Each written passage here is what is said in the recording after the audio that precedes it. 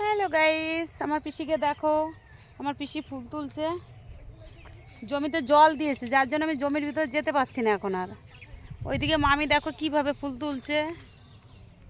এ দেখো ছেলে শশা খাচ্ছে, জমি থেকে শশা তুলে খাচ্ছে। এই যে আমার পিসি পিসি একটু দেখা, ওটা গাইস বলে দাও। গাইস ফুলগুলো তুলছে। আর এটা আর একটা পাড়া, আমি এই পাড়াটা ছোটবেলায় আসতাম। আমার এই দেখো ফুল তুলছি। ওই দেখো ফুল তুলছে। এই পাড়াটা ছোটবেলা আগে যেতাম, এখন আর চলো তো বেশি ঘুরে আসি, কোনোদিন আর যাইনি সে বিয়ের পরে আর কোনোদিন। হ্যাঁ সে আগে কত যেতাম, আর